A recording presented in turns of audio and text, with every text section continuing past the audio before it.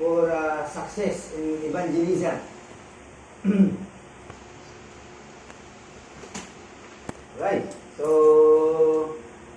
again, kung tayo po ay nasa puso po natin, kung saan ay umaayaw o nagre-resist about the idea of evangelism, please, no? Let's change our heart.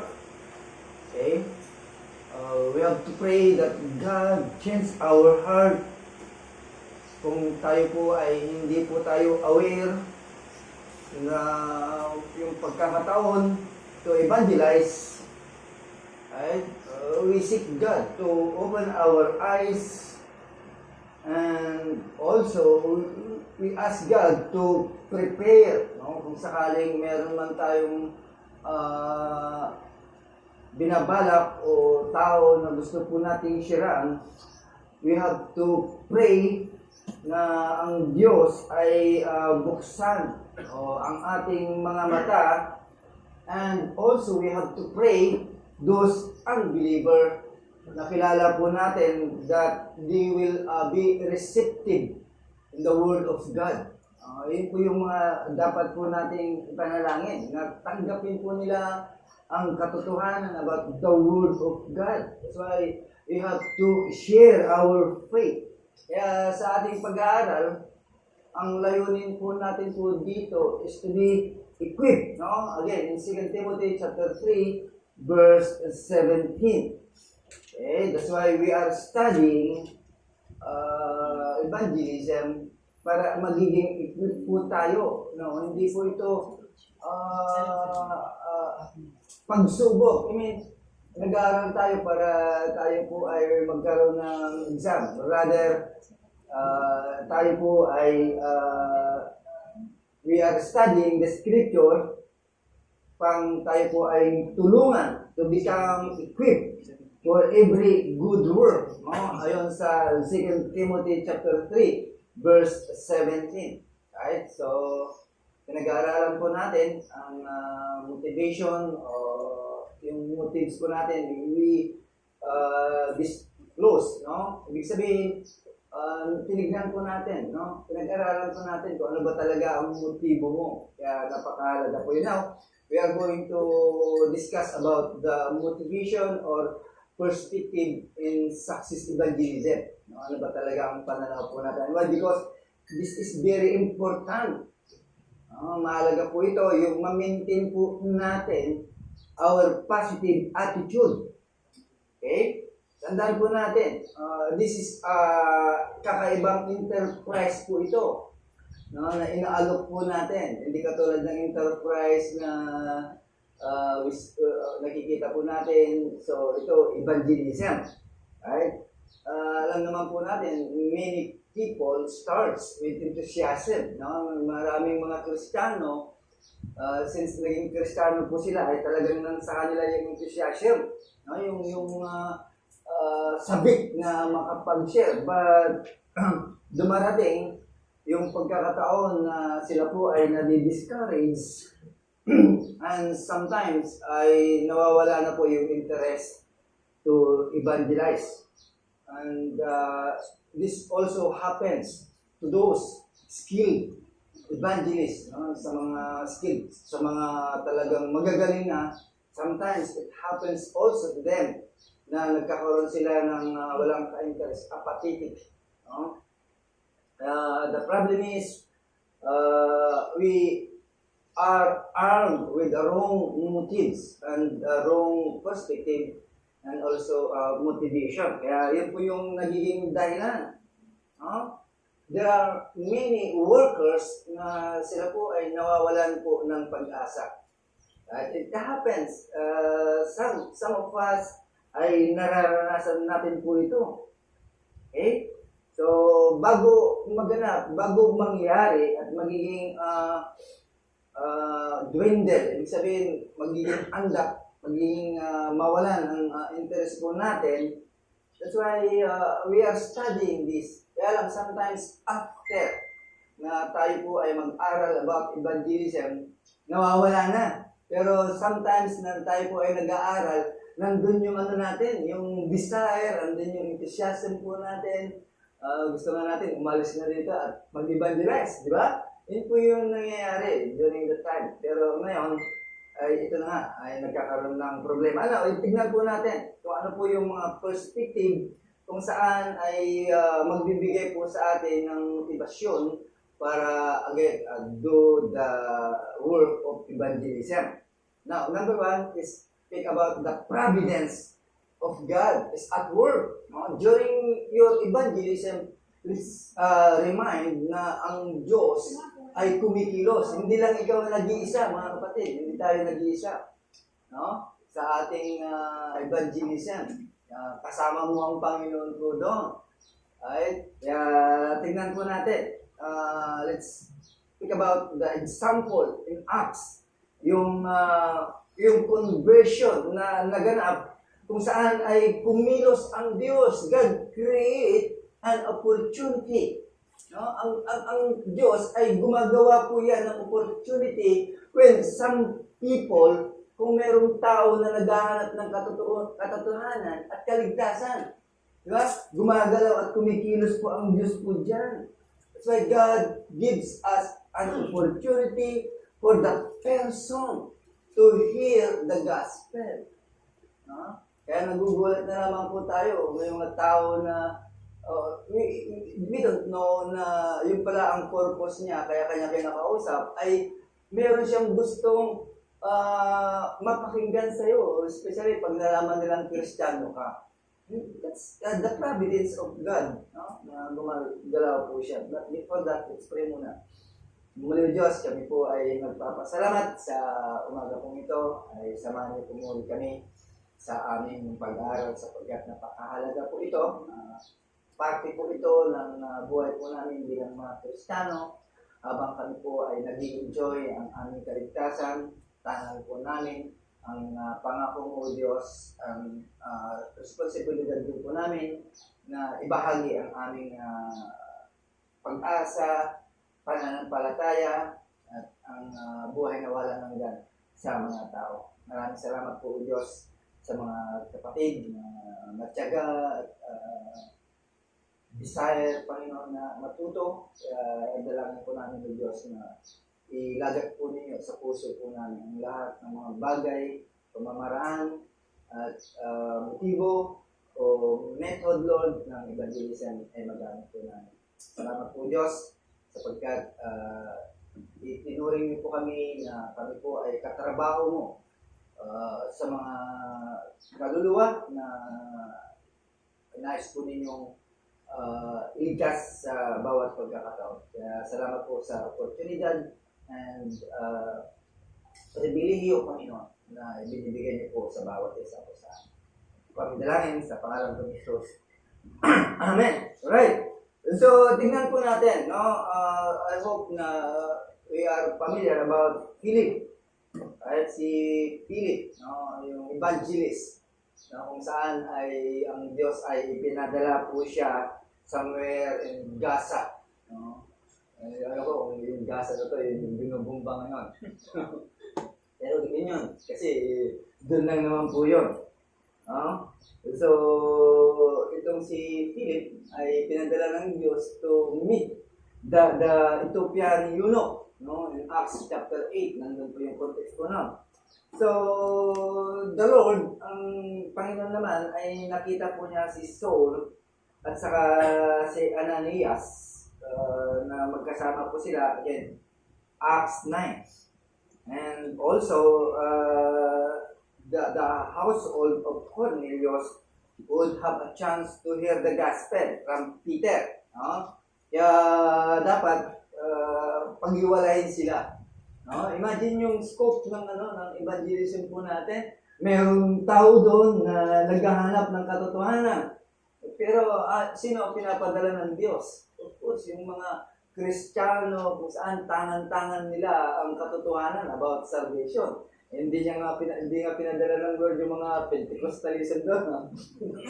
Kundi yung mga Baptist talaga na may tangan po ng katotohanan. Right? Kaya ipinadala po doon si Philip, while si Cornelius at saka si si Peter at saka si Ananias, o si Saul, ay naiwan para naman kay Cornelius, right?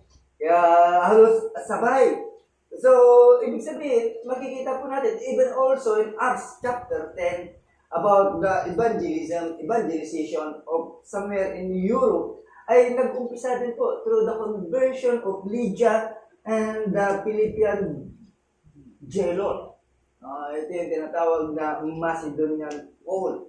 At sila Paul ang inutusan po dito.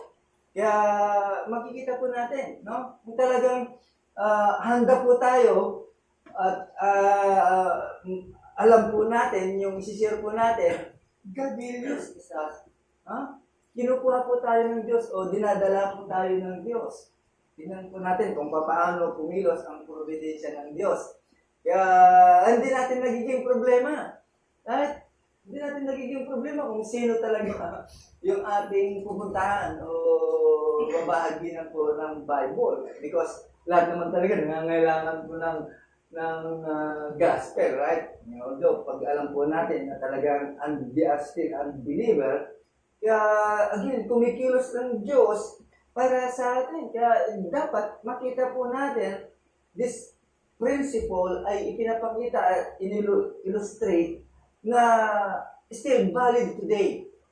Yung nangyari noon na ginamit sila ng Diyos sa mga tao na talagang naghahanap ng katotohanan ng kaligtasan, still valid today, ginagamit until now. Kaya the Lord who knows, kaya alam ng Diyos at alam niya ang puso ng mga tao kung saan ay naghahanap sa Kanya. Alam niya po yun.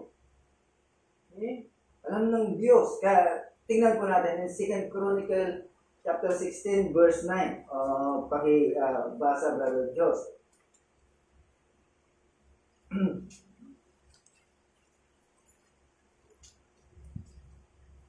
Second Chronicles chapter 16 verse 9. 9, yeah. For the eyes of the Lord run to and fro throughout the whole earth, to give strong support those whose heart is blameless toward Him. You have done foolishly in this, for from now on you will have worse. Alright, God will make sure that those who hunger and thirst for righteousness will somehow be filled. Sinisigurado ng Diyos po yan sa mga tao na naghahanap ng kabanalan or righteousness, at yan po ay pinupuno ng Diyos. Right? Makikita po natin in Matthew chapter 5 verse 6. Pakibasa, Brother Marvin. Matthew chapter 5 verse 6. Matthew chapter 5 verse 6. Blessed are those who hunger and thirst for righteousness, for they shall be filled. Right. Ganyan po kumilos ang providence po ng Diyos. It comes. Pumapasok. Kaya kapag alam niya rin yung mga tao kung saan ay receptive po sila, yung tatanggapin po nila yung gospel. It happens again in Church of Corinthians. Kaya tandaan po natin, God will open doors. Bumubukas ang Diyos ng pintuan to those who seek, sa mga naghahanap ng katotohanan or opportunity. Sa atin ay nagbibigay ng opportunity, bumubukas ang pintuan ng Diyos to reach those people, para abutin ang mga tao ngayon kung saan ay tayo lahat ay nakahanda para sabihin sa kanila, ito sa kanila ang mga katotohanan. That's the providence of God works. Kaya tandaan po natin, kailangan magiging aware po tayo sa oportunidad na binubuksan po ng Diyos. Kaya sabi ko nga, we have to pray na buksan ng ating Diyos ang ating mga mata para makita po natin yung pagkakataon po yun. Okay? Kaya, ganito po yun. It, kung sometimes, no, halimbawa, hindi naman nag-response, pero tandaan po natin mga kapatid, the moment na naibigay po natin ang katotohanan, right? Alam naman po natin na ang yung binahagi sa kanila ay hindi po yung babalik na walang kabuluhan. It works. Okay? Gagawa at gagawa po yun. Right? Kaya, again, sometimes people knocking, no? Kumakatok po sila. Baka mamaya, hindi po tayo aware po doon. Pero alam na natin, actually, hindi naman yung kung na talagang kakatok sa'yo. Siyempre, makikita mo yung pangangailangan ng tao. Diba? Alam natin yung pangangailangan po ng tao. Okay? So, God will give an opportunity to them to hear the gospel. At kaya ito po yung magbibigay po sa atin, mag-i-encourage po sa atin kung makikita po natin. No? Tandaan po natin mga kapatid, para magkaroon po tayo ng encouragement, we are not alone in our efforts to lead, no? Sa mga tao na nawawala. We are not alone to lead them in Christ. Hindi tayo nag-iisa. Okay? Kasi nakikita ng Diyos ang bawat kaluluwa, okay, kung saan ay tapat, mabuti, at hinahanap nila ng kanilang puso, okay, and someday will approach, no? Ibig sabihin, makakabangga mo yun. Right? Makakatawag doon, yung magkukross ang landas ninyo. Okay? Actually, laging nangyayari po yun kasi of course, yung mga mahal po natin sa buhay, di ba? Laging nagkukross ang landas po natin. Sometimes, nakikipag-debate po sila sa atin.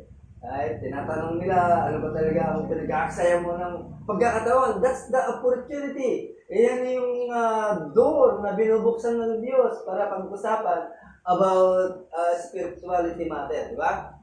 Kaya gumagawa ang Diyos. Kaya magiging aware, sabi ko nga, magiging aware lamang po tayo because God ay nagbubukas na ng pintuan. Okay? Kaya tandaan po natin, ay lahat po yun ay nakikita po ng Diyos at someday, one day, come across, no? Someone who is prepared. Of course, we are prepared to explain the gospel to Him. No? Kapag handa ka, talagang handa ang puso mo, dadalhin ng Diyos po yan para sa iyo. Kasi baliwala naman kapag hindi po natin nagagamit yung ating kaalaman. Right? Siguro sometimes,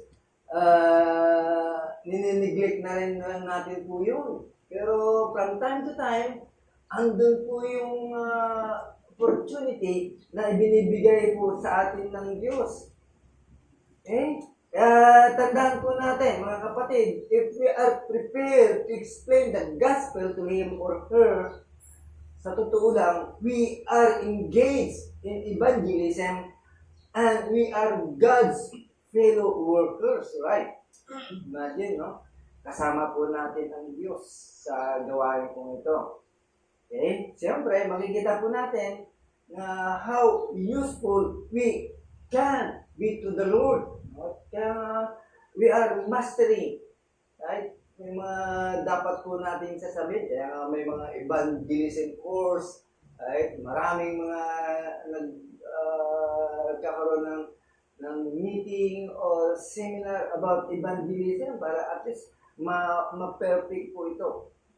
Alright, so tandaan po natin mga kapatid, God leads us, no, to those, yung pananaw po natin na gusto ko maging success sa aking evangelism. Right? Gusto kong maging mabunga ang aking evangelism. Pero tandaan po natin, again, God opened doors for prepared workers. Right? Magbubukas ang Diyos ng pintuan. Of course, tayo yung mga handa. kung dinidesire po natin. Right?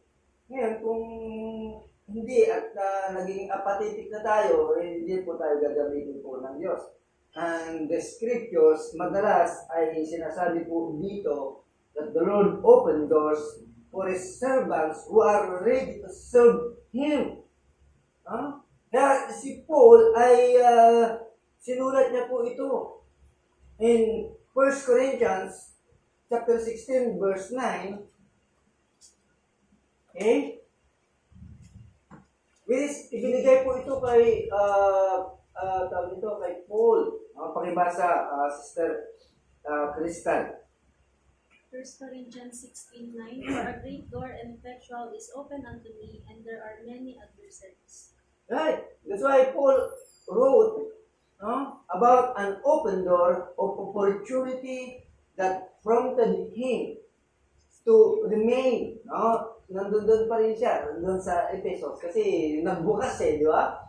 Kaya lagi nating tinitingnan. Dapat po nating tingnan na talagang nagbubukas ang Diyos ng pintuan. For those people who are ready to accept, and those also people who are ready to explain. Kaya sabay. Kaya kung gusto natin maging successful, ay tignan po natin. Tayo po ay talagang gagamitin po ng Diyos. Okay? Even there is a circumstances, pero si Paul ay nag-take advantage pa rin. Diba? Kahit sa atin din, sometimes may mga disadvantages o may mga problema, circumstansya na na nakakasalubong po natin, nababangga po natin. Right? But kung yan ay pinag-pray mo na, pinag-pray natin na abutin yung taong yun, kahit anong circumstansya yan, right? Ay susulong at susulong ka. Dahil alam po natin na ang Diyos ang kasama po natin, ang Panginoon. Right? Now, tingnan po natin from Church of Philadelphia. Yung kilos ng ating Panginoon, okay, na kung saan ay nagbubukas ang Diyos for those people na gagamitin po niya. Can use. People who God can use. Kaya, again, open the doors for those people na magagamit po. Na, tingnan po natin in Revelation chapter 3 verse 8. Pakibasa, Brother Marcus. Revelation chapter 3 verse 8. I know thy works, behold, I have set before thee an open door, and no man can shut it. For thou hast stood firm, and hast kept thy word, and hast not denied me. Right, the implication regarding in evangelism, ay ito po yun. Right? Ngayon, kung if we are desire, kung nais natin na gamitin ng Diyos sa kanyang providensya or providence to reach those who are seeking the truth, okay? Then, we are the people, then, ibig sabihin, we are the people who are prepared ourselves to be useful. Alam naman po natin, bilang mga Kristiyano, ay sa tagal ng ating pagiging Kristiyano, we are looking na tayo po ay magamit ng Diyos. Diba? Yan yung intention po natin. Sometimes, yun po yung pangunahin na agenda po natin. Kaya nga tayo ay nag-aaral dahil gusto ko magamit ako ng Diyos. Gusto ko magiging sophisticated ako. Para once na ginamit ako ng Diyos, ay magagamit ko. Right? So we are studying na para lalo pa tayo magiging expert sa mga gawain. Right? Ayun po sa ating binasa kanina about 2 Timothy chapter 3, verse 17. To prepare a good work. So, dapat, we have to prepare ourselves to be useful. Eh? Kaya, itong preparation po nito, it will apply both individuals and pagkabuuan na. Kasi, kapag nag-iisa ka, ay biglang sabihin yun, ay personal evangelism yun, or soul winning. There is a corporate evangelism, there is body of Christ. Kaya, we make it a personal evangelism.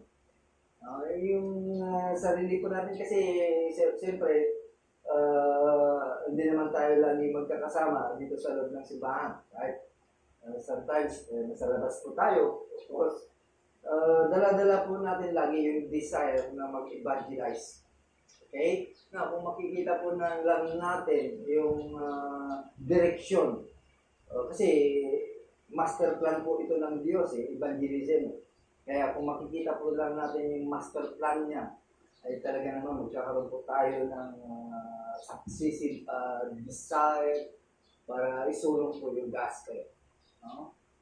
Kaya ganun po sila during that time. Kasi kasama sila lagi ng Panginoon at nakita po nila kung ano yung agenda ng Lord. Kaya isinulong po nila during that time nung mawala ng Panginoon. Kita po natin, nung mawala ng Panginoon, nagiging soul winner na sila. No? Imagine yung isang bagsak lang ay nag-3,000 kagad. And we desire it also, di ba? Ganun po tayo at magamit po tayo ng Diyos. So, tignan po natin. Individual must prepare themselves to be able to teach or lead souls, those ready to teach. Okay? Sa individual po yun. But also, ang congregation ay handa rin po ito, no? Sa bawat pagkakataon. And I hope na handa po tayo. Di ba? Ginagawa naman po natin sometimes. Ay namimigyan po tayo ng tracts. Hindi na naman tayo namimigyan ng tracts. Siyempre, may mga tao talaga na interesado. Yun yung mga tao talaga na tinangin ng Diyos para masagot po natin. Right? Nag-evangelize tayo dito. May mga tao talagang nakausap natin. And nabigay po natin yung hinahanap po nila. Right? Hindi man sila pumunta dito, hindi sila dinala ng Diyos. At least, ginawa po natin yung responsibilidad ng bawat individual or even our congregation ay nagawa natin po yun. So, again, no? Ang congregation, okay, sometimes ay natatakot din po tayo, no? Di ba? Natatakot po tayo dahil sabi nila, di na Kristo na kami. Pero lagi nating hanapin yung pintuan na binuksan ng Diyos para ma-reach yung mga ibang tao na while sila po ay hindi man sila prepare ng Diyos, right? Pero still, kailangan din nilang marinig yung gospel. So, ibig sabihin, makikita lang po natin na tayo po from time to time ay dala-dala po natin lagi yung gospel. Kasi naman siya o ano man ang estado niya sa buhay, ay kailangan makarinig din po sila. No? Talaga tayo po ay naniniwala sa providence ng Diyos. Again, God will open another doors. Okay? Para direktang ay mapuntahan po natin ang mga tao ito. Alam po naman natin na ito po talaga yung ating purpose. Kaya tayo nandito pa. Hindi pa tayo kinukuha ng Diyos para tayo po ay magamit sa ating pag-evangelize. Okay? That's why, kung gusto mong magiging handa at gamitin ka ng Diyos at makita mo yung providence ng Diyos na binuksan po niya yung opportunity to reach those people kung saan ay nasa paligid po natin na merong totoo no, na kabutihan sa kanyang puso. At alam naman po natin na talagang mga tao to ay naghahanap ng katotohanan. No? So, there is a preparation. Okay? No?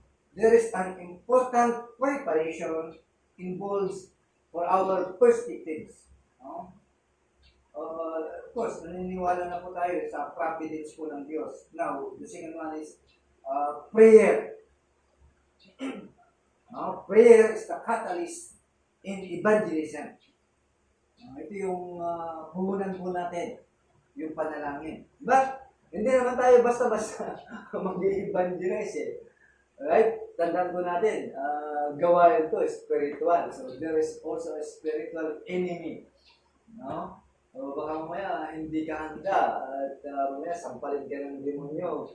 Ay, back out. Right? So, we need prayer. No? Kung tayo pa ay naniniwala sa providensya ng Diyos at naniniwala po tayo na involve ang trabaho ng Diyos at alam naman po natin na gumagawa ng Diyos those people who are prepared to be used ay alam naman po natin, no? Hindi lang basta-basta. We need also a prayer. Okay? This is very important. The play of prayer is very important para sa ating evangelism. Malaki ang role ng prayer. No? Tingnan po natin about the conversion of Cornelius. Right? In Acts chapter 10 verse 1, tingnan po natin.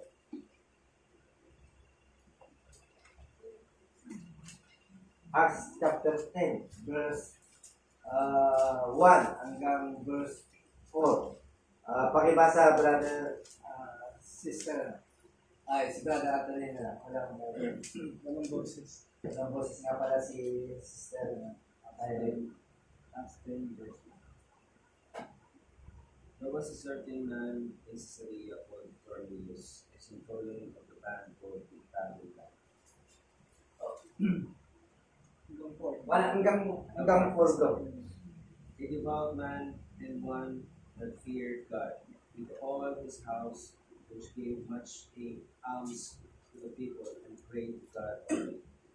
He saw in a vision, evidently about the 9th hour of the day, an angel of God coming to him and saying unto him, Cornelius. And when he looked on him, he was afraid and said, What is this, Lord? And he said unto him, Thy prayers and thine alms are come up for a memorial before God. Alright, so again, no, in Acts chapter 10 verse 9, si Paul ang ginamit po dito. Pero before that, ito prayer, no? Nanalangin po siya. Okay? Nanalangin po siya. Okay?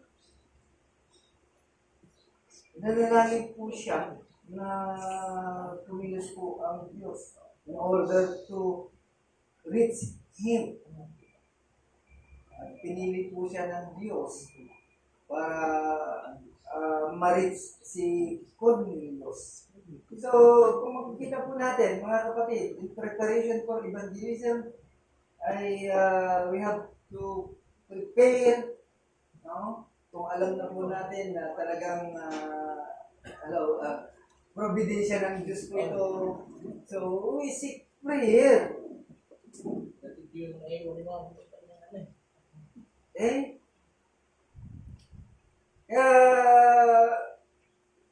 Sabi ko nga, no, bago matapos, kasi nandito na yung enthusiasm po natin eh.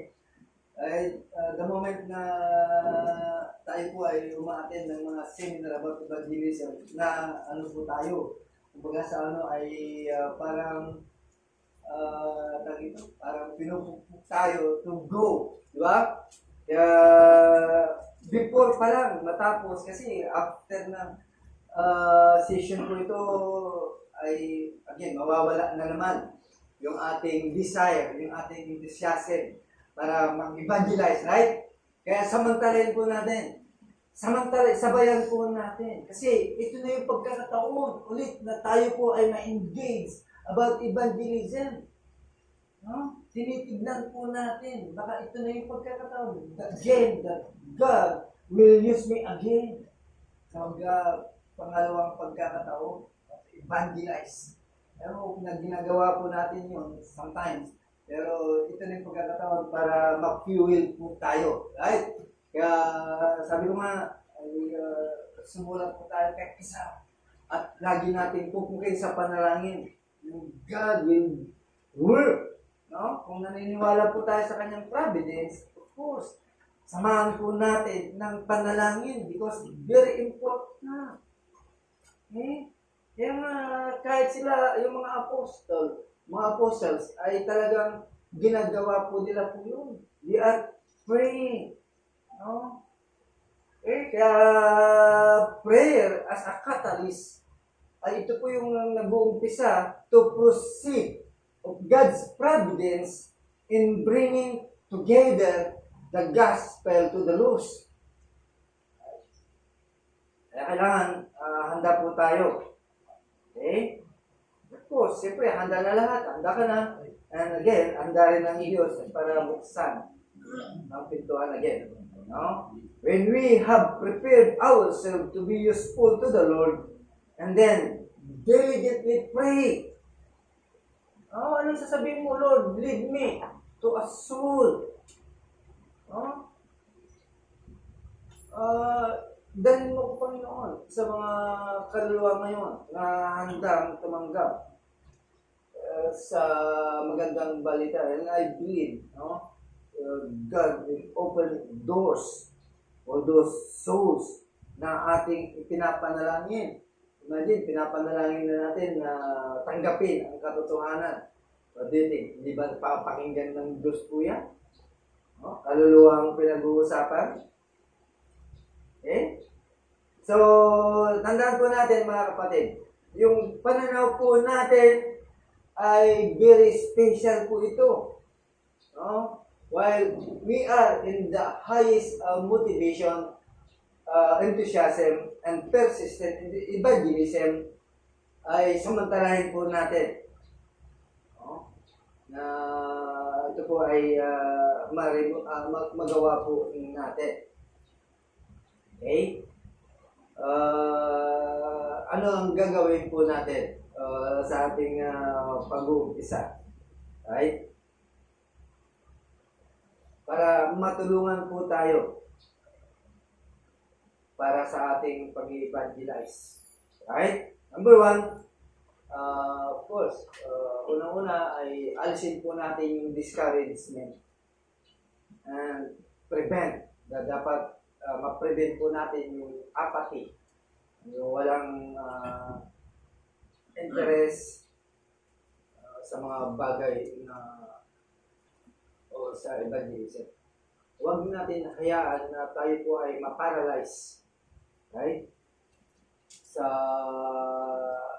buhay po natin. Ito po kasi ang nangyayari. Okay?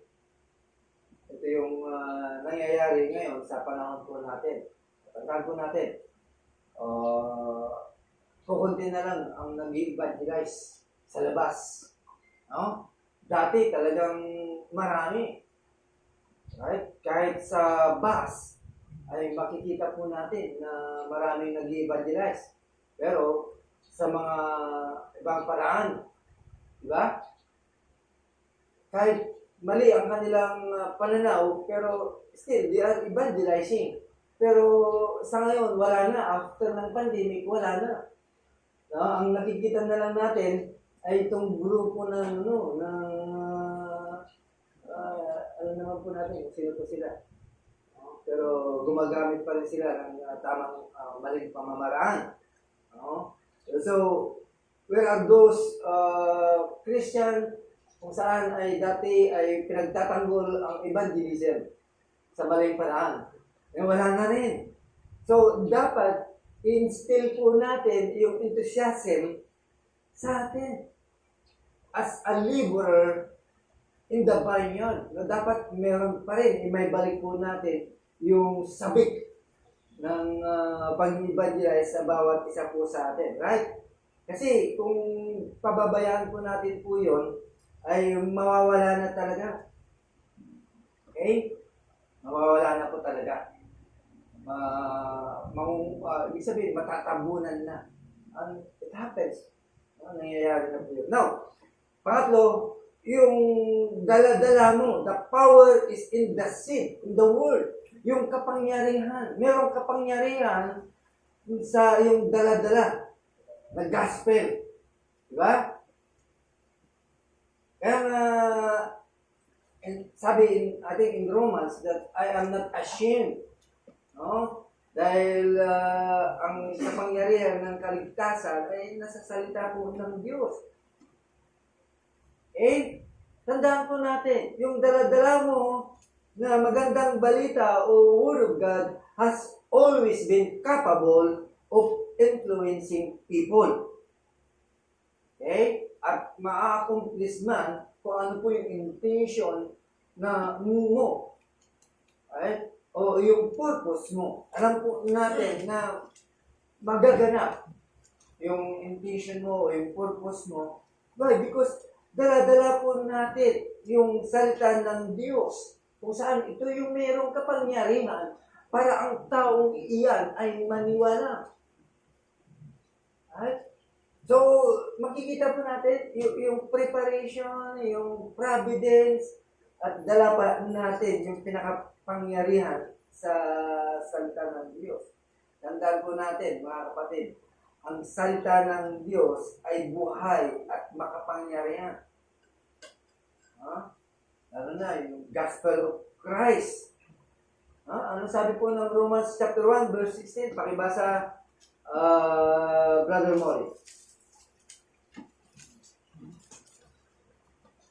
Romans chapter 1, verse number 16, for I am not ashamed for the gospel for it is the power of God for the salvation to everyone who believes, to the Jew first and also to the Greek. Okay, no? Merong kapangyarihan. Sabi nga, it is alive and powerful in Hebrew chapter 4, verse 12. No? Especially to the gospel of Christ. No? Pakibasa again in Hebrew chapter 4, verse 12.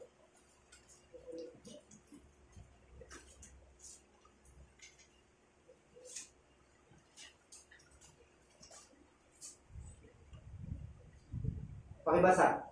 Sister Sarit. Hebrews 4:12. For the word of God is living and powerful, and sharper than any two-edged sword, piercing even to the division of soul and spirit, and of joints and marrow, and is a discerner of the thoughts and intent of the heart. Okay, no? Alam po natin na talagang makapangyarihan po ang Diyos. Kaya kung gusto mo na ang taong yan ay ma-convert, ay hindi sa pamamagitan po ng mga salita o speech kung saan ay there is a fancy presentation, right? Luluhuin mo yung taong yan, kung ano ang sinasabi mo, o anumang high-tech na mga bagay, equipment, para magbago ang taong ino. Ang salita mismo ang Diyos. The truth of the gospel ang magbabago at magko-convert sa taong iyan. No? Yung kaso, sa panahon po natin, talagang moderno na po ang ginagamit po nila just to present the gospel. Okay? Para lang makuha ang taong mo. No? Although dumami po sila. Okay? Kaya lang, of course, kapag nagdala ka talaga ng unconverted sa loob ng simbahan, ay talagang nagkakaroon ng chaos yan. Diba? Nagkakaroon ng gulo sa loob ng simbahan. Okay? Kaya, huwag na natin gamitan ng mga bagay na yun just to present the gospel. At alam naman po natin po yan, ay yan ang makapangyarihan because it is the power of God unto salvation. Kaya nga dapat yung mensahe po natin, klaro po tayo doon. At yan po yan, napag-aralan po natin. Right? So, again, no, we don't need a modern age to present the gospel. Okay? Kaya lang, siguro din po natin na we are faithfully bring them the word. Dapat nakikipag-usap tayo, nakikipag-communicate po tayo faithfully ng salita ng Diyos sa kanila. And it works. Gagawa at gagawa ng Diyos po yan. Yan, siyempre, kung ang mali ang intention mo, mali ang motivation mo, iba talaga po yun. No? Kaya nga, kung gusto mong magkaroon ng true conversion at nakita mo na talagang na-convert siya, tandaan po natin, it involves an spiritual conversion or regeneration. Di ba? Makikita naman po natin kung talagang nagbago po yan. Of course, siyempre, sinabi po natin sa salita ng Diyos. Ano? Kaya, kung proper yung ating pagtatanim sa kanila at naitanim po natin ang salita ng Diyos, ay yung desired result na ating nakikita, inihintay, ay yun talaga ang mangyayari. No? Basta tama lang. Tama lang po yung ginagawa po natin. Right? Again, no? Siguro putulin ulit natin ang ating session niya. Para hindi na tayo ulit mabitin sa oras. Okay? Next topic ay tandaan po natin yung result na hinahanap natin. It depends upon the type of soil. Right? Kasi may mga soil din na tinatamnan din po natin. No? Right? So, hanggang dito na naman po tayo. At pagpapatuloy po natin next Sunday about the perspective. No?